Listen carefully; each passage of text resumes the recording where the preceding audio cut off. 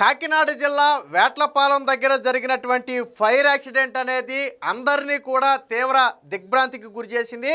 Already దీపావళికి ముందే ఒక యాక్సిడెంట్ గురించి మనందరం మాట్లాడుకున్నాం. దాని ఘటన మరొక ముందే ఇప్పుడు దీపావళి సమయం కాకపోయినప్పటికీ కూడా వేరొక జాతర సందర్భంగా ఆర్డర్ వచ్చిందని చెప్పి అక్కడ వేట్లపాలెంలో తయారు చేస్తున్నటువంటి క్రాకర్స్ అయితే ఒక్కసారిగా భారీగా పేలటం జరిగింది. వాస్తవానికి ఇంతకుముందు చాలా ఫైర్ యాక్సిడెంట్లు జరిగాయి, చూసాము, అదుపు చేశారు, మనందరం మాట్లాడుకున్నాం.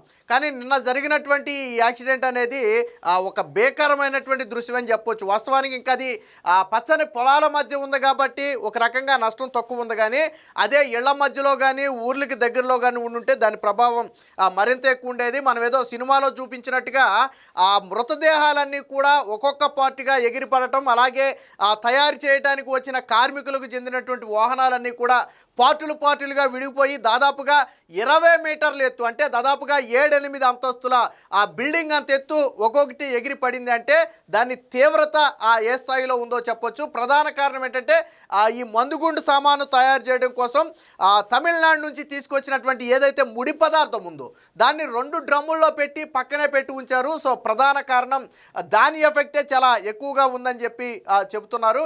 ఏదేమైనా మొత్తంగా ఒక విషాద ఘటన అయితే జరిగింది. చూసిన వారి మనసు కకావికలం అయిపోయింది. వాస్తవానికి అసలు ఆ టీవీలో కానీ న్యూస్లో కానీ ఆ దృశ్యాలు చూస్తుంటేనే ఒళ్ళు జలదరిస్తున్నటువంటి పరిస్థితి. నిన్న ఎవరైతే అధికారులు, కలెక్టర్ కావచ్చు, ఎస్పీలు కావచ్చు, కీలక అధికారులు కావచ్చు, ఆ ఘటన జరుగుతున్న సమయంలోకి అక్కడికి వెళ్ళారో అవన్నీ చూడలేకపోయారు. ఆ విచిత్రం ఏంటంటే, అంటే దాని తీవ్రత ఎంత ఉందనే చెప్పడానికి ఉదాహరణ ఏంటంటే, దాదాపుగా 500 మీటర్ల దూరంలో ఒక పొలం గట్టు మీద తలలేని కేవలం మొండం మాత్రమే పడి ఉండటాన్ని రైతులు గమనించారు. 500 మీటర్లు అంటే 1/2 కిలోమీటర్ దూరం పాటు అవయవాలు ఎగిరి పడ్డాయి అంటే అది ఎంత ఎఫెక్ట్ అయిందో చూడొచ్చు. ఘటన జరిగిన వెంటనే చంద్రబాబు గారు హుటాహుటిన అక్కడికైతే వెళ్ళి పరిశీలించారు. తర్వాత క్షతగాత్రులను కూడా పరిశీలించి మృతుల కుటుంబానికి ఒక్కొక్కరికి 20 లక్షల రూపాయలు అయితే ప్రకటించారు. అలాగే ఎవరైతే వైద్యం పొందుతున్నారో వారికి పూర్తి స్థాయి మెరుగైన వైద్యం పూర్తి ఉచితంగా ప్రభుత్వమే చేయించి వాళ్ళు నార్మల్ అయ్యే వరకు వారికి ప్రభుత్వం అండగా ఉంటుందని చెప్పారు. ఇదే సమయంలో డిప్యూటీ సీఎం పవన్ కళ్యాణ్ కూడా క్షతగాత్రులను పరిశీలించి వాళ్ళ యోగక్షేమాలను అయితే అడిగి తెలుసుకోవడం జరిగింది. దీని మీద చంద్రబాబు గారు చాలా సీరియస్ అవ్వడం జరిగింది. సీరియస్ అవ్వడమే కాదు, ఒక ఆర్డీఓతో పాటు, ఫైర్ అధికారులతో పాటు, కార్మిక శాఖ అధికారితో పాటు ఒక డిఎస్పీ, వీళ్ళందరి మీద ఇమీడియట్గా చర్యలు తీసుకోవాలని చెప్పి ఆదేశాలు అయితే జారీ చేశారు. ఎందుకంటే దీనికి అసలు లైసెన్స్ ఎలా వచ్చింది, అక్కడ లోటుపాట్లు అంటే ఫైర్ వర్క్స్ జరిగే దగ్గర ఉండాల్సినటువంటి సేఫ్టీ ఫీచర్స్ ఏమి కూడా అక్కడ కనపడలేదు. సో ఇది అధికారుల నిర్లక్ష్యం వల్లే జరిగిందని చంద్రబాబు గారు సీరియస్ అయ్యారు. దీని మీద ఎంక్వైరీకి కూడా ఆదేశించారు. విచారణలో దోషులని తేలితే ప్రభుత్వ ఉద్యోగులను జీవితాంతం జైల్లో పెట్టడమే కాకుండా వారి ఆస్తులను జప్తు చేసి క్షతగాత్రులకు, మృతుల కుటుంబాలకు కూడా అప్పగిస్తామని చెప్పి చంద్రబాబు గారు అయితే హెచ్చరించడం జరిగింది. ఏది చేసినా మొత్తానికి పోయిన ప్రాణాలైతే ఖచ్చితంగా తీసుకురాలని దాదాపుగా 21 మంది చనిపోయారు. పాపం అందులో ఎవరైతే దీని యజమానిగా ఉన్నటువంటి వ్యక్తి ఉన్నాడో ఆ వ్యక్తి కూడా అదే సమయంలో అక్కడే ఉండటంతో ఆయన కూడా మృతి చెందాడు. వాస్తవానికి ఎవరు బయటికి తప్పించుకోలేని అంత స్పీడ్గా మంటలు వ్యాపించాయి అనేది అక్కడ చాలామంది చెబుతున్నటువంటి మాట. దీనికి సంబంధించినటువంటి వార్త కూడా ఒకటి వచ్చింది, ఒకసారి చూద్దాం. పేలిన ప్రాణాలు, గోదావరి జిల్లాలో మరో బాణాసంచా విషాదం, 21 మంది బుగ్గి, 10 మందికి గాయాలు.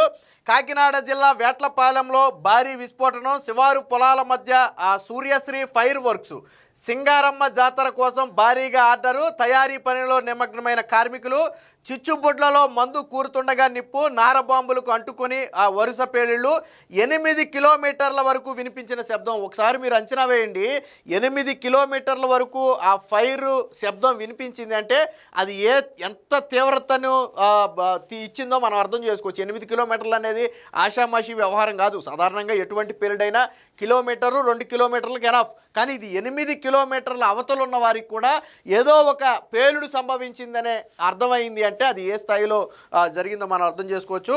1/2 కిలోమీటర్ ఎగిడిపడిన మృతదేహాలు, గుర్తుపట్టలేనట్టుగా కాలి ముక్కలైన శరీరాలు. పాపం నిన్న దారుణం ఏంటంటే అసలు ఎవరి మృతదేహం ఎవరిదో గుర్తించలేని పరిస్థితి. ఒకదానికి కాళ్ళు ఉంటే ఒకదానికి చేతులు ఉండవు, ఒకదానికి చేతులు ఉంటే ఒకదానికి తల ఉండదు. ఇలా అంటే ఎవరు అనేది అసలు ఐడెంటిఫై చేయలేరు. కుటుంబ సభ్యులు కావచ్చు, బంధువులు కావచ్చు, పోలీసులు కావచ్చు, ఐడెంటిఫై చేయలేని పరిస్థితి. సో అంటే ఒక మాంసపు ముద్దలాగా, ఉడికిపోయిన ముద్దలాగా నిన్న అక్కడైతే మారిపోయింది. ట్విస్ట్ ఏంటంటే నిన్న already collector, SP, additional collector వీళ్ళందరూ ఈ ఫైర్ ఇంజన్లు ఆర్పుతున్న సమయంలో అక్కడికి వెళ్ళారు. బట్ అనుకోకుండా ఏంటంటే వేరొక చోట పేలకుండా ఉన్నటువంటి పదార్థం వీళ్ళు ఫైర్ ఇంజన్తో ఆర్పుతున్న సమయంలో మరొకసారి పేలింది. దాంతో ఆ ఉలికి పడినటువంటి కలెక్టర్ కావచ్చు, ఇతర అధికారులు కావచ్చు, వెంటనే వెనక్కి పరుగులు తీశారు. అంటే అది ఎంత ఎఫెక్ట్ చూపింది అనేది చెప్పడానికి అదొక ఉదాహరణగా చెప్పుకోవచ్చు. పచ్చని పొలాల మధ్య విస్ఫోటనాలు చిచ్చురేగింది. వేడుకల్లో వెలుగులు పంచే బాణాసంచా మరోసారి ప్రాణాలను పేల్చేసింది. గత దీపావళి ముందు జరిగిన ఘోరం మరువక ముందే గోదావరి జిల్లాలో మరో పెను విషాదం చోటు చేసుకుంది. నిర్లక్ష్యపు నిప్పు రాజుకుంది. కాకినాడ జిల్లా సామర్లకోట మండలం వేట్లపాలెంలోని బాణాసంచా తయారీ కేంద్రంలో మరణ మృదంగం మోగింది. ఏకంగా 21 మంది నిండు ప్రాణాలను బలి తీసుకుంది. మరో 10 మందిని తీవ్రంగా గాయపడ్డారు. వీరిలో చాలామంది పరిస్థితి కూడా విషమంగా ఉంది. మృతుల్లో తయారీ కేంద్రం యజమాని కూడా అదే మృతుల్లో ఉన్నాడు.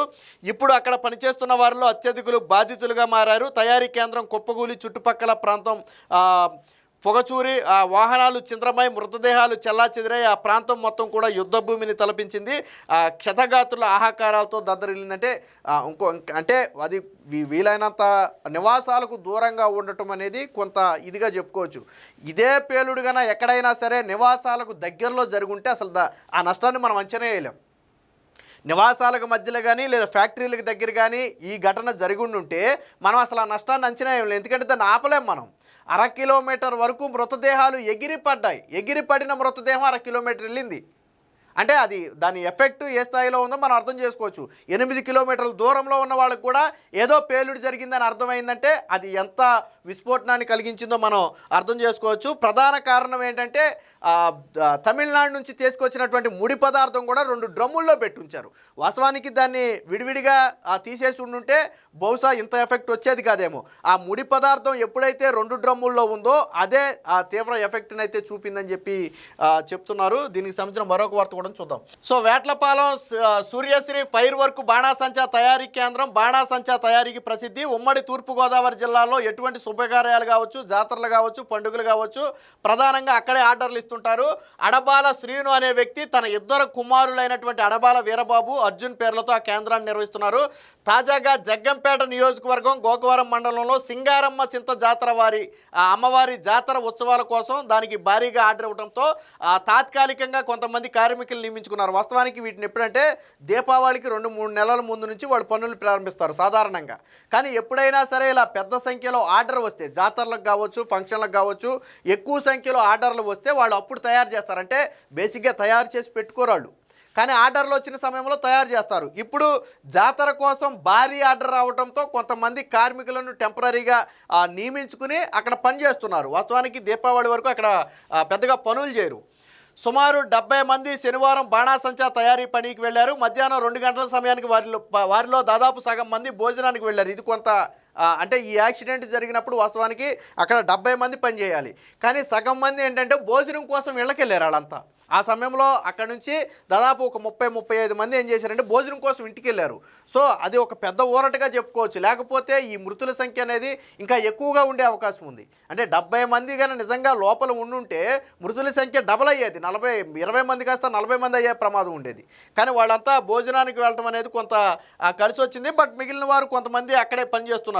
మిగిలిన వారంతా పనిలో నిమగ్నమయ్యారు. వివిధ వర్గాల కథనం ప్రకారం కలర్ చిచ్చుబుడ్లు తయారీ దగ్గరే తొలి చిచ్చు పుట్టింది. ఈ చిచ్చుబుడ్లలో మందు కూరేందుకు మెల్లగా సుత్తితో కొడతారు. ఆ సమయంలోనే నిప్పు రవరాజుకుంది. అది పక్కనే ఉన్న సెర్చ్ లైట్ అనే మరొక బాణాసంచపై పడింది. మెల్లగా పేలుడు మొదలైంది. అక్కడ దగ్గరలో వందల సంఖ్యలో నారబాంబులు ఇది తీవ్రతను ఎఫెక్ట్ చేసింది. వాళ్ళు తేరుకుని ఏదన్నా వాటరో లేకపోతే ఫైర్కి సంబంధించినటువంటి ఎక్విప్మెంటో వాడి దాన్ని అదుపు చేసే అవకాశం ఎందుకు లేకుండా పోయిందంటే నారబాంబులు పెద్ద సంఖ్యలో ఉన్నటువంటి నారబాంబులకు నారబాంబుకు మందు అంటుకుని మన దగ్గరికి కూడా వెళ్ళాం మనం. ఎందుకంటే దాని తీవ్రత ఎంత ఉంటుంది అనేది మనందరికీ తెలుసు. మనం దూరంగా ఇసిరితేనే అది కింద పడిన తర్వాత భూమి కంపించిన ఎఫెక్ట్ ఉంటుంది నార బాంబు. సో అలాంటి నార బాంబులు అంటుకోవడంతో అసలు ఎవరు ఏమీ చేయలేని పరిస్థితి. ఎందుకంటే భారీ పేలుడు ఒక్కసారి, మిగతా అంటే చిన్న చిన్నగా అంటుకుంటే దాన్ని అవసరమైతే మనం ఎవరైనా ఆపొచ్చు. ఇప్పుడు లైక్ కాకర పువ్వొత్తులు కానీ సిచ్చుబుడ్లు కానీ ఇలాంటివి అయితే ఏదో ఒకటి చేసి ఆర్పొచ్చు. బట్ నార బాంబుల విషయంలో మనం ఏమీ చేయలేని పరిస్థితి. వాళ్ళ మనిషి అనేవాడు దగ్గరికి వెళ్ళాడు అవి పేలుతుంటే. సో ఆ నార బాంబులకు అంటుకోవటమే ప్రధానంగా దీనికి కారణంగా తెలుస్తుంది. వాటికి మంట అంటుకుంది. దీనికి తోడు తమిళనాడు నుంచి తెచ్చిన పేలుడు రసాయనం 2 డ్రమ్ముల్లో నిండుగా ఉంది. ఇది అసలు మొత్తానికి కారణం ఈ పేలుడు పదార్థమే. సో దీంతో వరుసగా ఆగకుండా పేలుతూనే ఉన్నాయి. 100 సంఖ్యలో ఉన్న నార బాంబుల వల్లే పేలుళ్ల తీవ్రత ఎక్కువగా ఉందని తెలుస్తుంది. ఈ ప్రాంతంలో కాలువకు అవల పొలాల మధ్యలో ఉండటంతో తక్షణ సహాయం పొందే దిక్కు కూడా లేకుండా పోయింది. పెద్ద ఎత్తున ఎగిసిపడుతున్న మంటలను చూసి అంటే ఎవరైనా సరే అయ్యో ఏదో జరుగుతుందనే వాళ్ళే కానీ ఎవరు వెంటనే ఏమీ చేయలేని పరిస్థితి అయితే ఏర్పడింది. సో మధ్యాహ్నం 3:30 నుంచి సాయంత్రం 6:30 దాకా ఫైర్ ఇంజన్లతో మంటలు ఆర్పుతూనే ఉన్నారు. ఆ క్రమంలో బాణాసంచారి తయారీ కేంద్రంలో ధ్వంసమైన రేకుల షెడ్డు, కాంక్రీట్ భవనం అడుగున సగం కాలకుండా ఉన్న మందుగుండు మళ్ళీ పేలింది. అదే సమయంలో కలెక్టర్, ఎస్పీ అక్కడే ఉన్నారు. పేలుడు దాటికి వాళ్ళందరూ కూడా వెనక్కి పరుగులు తీశారు.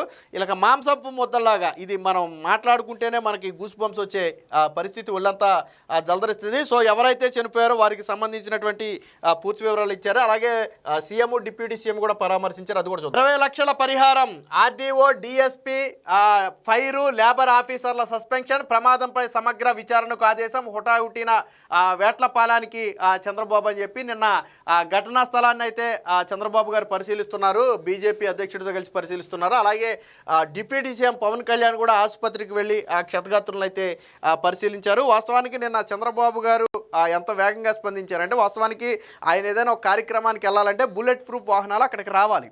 బట్ ఈ ఘటన జరిగిన తర్వాత బుల్లెట్ ప్రూఫ్ వాహనాలు రావడానికి ఆలస్యం అవుతుందని తెలిసి ప్రోటోకాల్ పక్కన పెట్టి, వాస్తవానికి సీఎం గారు వెళ్తానన్నా సెక్యూరిటీ వెళ్ళనివ్వరు, కానీ నిన్న మాత్రం ప్రోటోకాల్ పక్కన పెట్టి కలెక్టర్ కారులోనే, అంటే వితౌట్ బుల్లెట్ ప్రూఫ్ ఎటువంటి కాన్వాయ్ కూడా లేకుండా చంద్రబాబు గారు నిన్న కలెక్టర్ కారులోనే మొత్తం కూడా తిరగడం అయితే జరిగింది. అంటే బుల్లెట్ ప్రూఫ్ వాహనాలు వచ్చే వరకు ఆగకుండా వెంటనే క్షతగాత్రులను పరామర్శించాలి, అసలు పరిస్థితి ఏంటనేది కళ్ళతో చూడాలనే ఒక ఉద్దేశంతో నిన్న చంద్రబాబు గారు ప్రోటోకాల్ను కూడా పక్కన పెట్టి అయితే అక్కడికి వెళ్ళారు. సో ఇదే సందర్భంగా ప్రధానంగా ఆర్డీఓ కావచ్చు, డిఎస్పీ కావచ్చు, ఫైర్ ఆఫీసర్ కావచ్చు, లేబర్ ఆఫీసర్లు కావచ్చు, వీళ్ళ నలుగురిని ఇమీడియట్గా నిన్న సస్పెండ్ చేస్తున్నట్టుగా చంద్రబాబు గారు ప్రకటించారు. విచారణలో ఇంకా ఇతర అధికారుల పాత్ర ఉందని తేలితే చంద్రబాబు గారు నేను ఒక సీరియస్ వార్నింగ్ ఇచ్చారు. ఏమనంటే, ఏదో సస్పెండ్ చేసేసి 4 నెలల పక్కన పెట్టి మీకు మళ్ళీ ఉద్యోగాలు ఇవ్వటం కాదు, మీ మీద క్రిమినల్ కేసులు నమోదు చేసి మిమ్మల్ని జైలుకు పంపుతాం. అంతేకాదు మీ ఆస్తులు జప్తు చేసి ఎవరైతే క్షతగాత్రులు ఉన్నారో, ఎవరైతే చనిపోయారో వాళ్ళ కుటుంబాలకి అవసరమైతే మీ ఆస్తుల్ని వాళ్ళకి అటాచ్ చేస్తామని చెప్పి నిన్న చంద్రబాబు గారు ఒక సీరియస్ వార్నింగ్ కూడా అయితే ఇవ్వడం జరిగింది. వేట్లపాలెం పేలుళ్ల ఘటనలో మృతుల కుటుంబాలకు 20 లక్షల చొప్పున ఆర్థిక సాయాన్ని అయితే చంద్రబాబు గారు ప్రకటించారు. బాధిత కుటుంబాలకు అండగా ఉంటామని, క్షతగాత్రులకు ప్రభుత్వమే ఉచితంగా మెరుగైన వైద్యం అందిస్తుందని తెలిపారు. ఈ ఘటనలో పర్యవేక్షణ లోపాలు కొట్టించినట్లు కనపడుతున్నాయని, దీనికి గాను ఆర్డీఓ శ్రీరమణి, డిఎస్పీ శ్రీహరిరాజుతో పాటు జిల్లా కార్మిక శాఖ అధికారి అలాగే ఫైర్ ఆఫీసర్లను తక్షణమే సస్పెండ్ చేస్తున్నట్టు ప్రకటించారు. పేలుడు ఘటనను సీరియస్గా తీసుకున్నామని, సమగ్ర విచారణకు ఆదేశిస్తున్నామని నివేదిక అందిన అనంతరం మిగిలిన బాధ్యులపై కూడా చర్యలు తీసుకుంటామని చెప్పారు. అంతకుముందే డిప్యూటీ సీఎం పవన్ కళ్యాణ్తో ఈ అంశానికి సంబంధించి చర్చించారు. ఈ ఘటనలో అధికారుల ఉదాసీనతగా వ్యవహరించడం వల్లే ఇంత ఘటన జరిగిందని చెప్పి వారు ఒక నిర్ధారణకు అయితే వచ్చారు. సో బీజేపీ అధ్యక్షుడు మాధవ్తో కలిసి నిన్న చంద్రబాబు గారు అయితే వారందరినీ కూడా పరామర్శించారు. ఇటీవల కోనసీమ జిల్లాలో కుమరిపాలెంలో బాణాసంచా కేంద్రంలో పేలుడు జరిగింది. దానిపై విచారణ జరిపించి బాణాసంచా కేంద్రాల విషయంలో ఏం చర్యలు తీసుకోవాలో స్పష్టమైన మార్గదర్శకాలు జారీ చేశాం, కానీ అవి అమలు కాలేదు. కొంతమంది విచ్చలవిడితనానికి అలవాటు పడ్డారు. అటువంటి వారందరిపై క్రిమినల్ చర్యలతో పాటు ప్రాసిక్యూట్ చేసి జీవితాంతం జైలు శిక్ష పడేలా చర్యలు తీసుకుంటాం. వారి ఆస్తులు జప్తు చేసి బాధిత కుటుంబాలకు అందజేస్తాం. ఇటువంటి సంఘటనలు పునరావృతం కాకుండా కఠిన చర్యలు తీసుకుంటామని చెప్పారు. సో ప్రోటోకాల్ నిన్న ఇందాక చెప్పినట్టుగా విజయనగరం జిల్లా పర్యటనలో ఉన్న చంద్రబాబు గారు ఘటన గురించి తెలిసిన మరుక్షణమే నేరుగా సామర్లకోట చేరుకున్నారు. బుల్లెట్ ప్రూఫ్ కార్లతో ఉన్న ప్రత్యేక కాన్వాయ్లో సీఎం స్థాయి అధికారులు పర్యటిస్తారు. అయితే ఆయన సంఘటనా స్థలాన్ని పరిశీలించి బాధితులకు సాధ్యమైనంత త్వరగా పరామర్శించాలనే ఉద్దేశంతో కాకినాడ జిల్లా కలెక్టర్ కారులోనే తన పర్యటన కొనసాగించారు. సీఎం వెంట మంత్రులు అనితతో పాటు కందుల దుర్గేష్, ఎంపీ సానా సతీష్, ఇతర స్థానిక ఎమ్మెల్యేలు కూడా ఉన్నారు. ఏది ఏమైనా మొత్తంగా అంటే వారికి ఎంత నష్టపరిహారం ఇచ్చినా, అంత ఎక్స్గ్రేషియా ప్రకటించినా పోయిన ప్రాణాలను అయితే తీసుకురాలేము. చంద్రబాబు గారు కూడా కొంత నిన్న సీరియస్ అవడంతో పాటు అసహనానికి కూడా లోనయ్యారు. ఏది ఏమైనా మొత్తంగా నిన్న జరిగిన ఘటన మొత్తం ఆ రెండు తెలుగు రాష్ట్రాలతో పాటు అందరినీ కూడా తీవ్ర దిగ్భ్రాంతికి అయితే గురి చేసింది.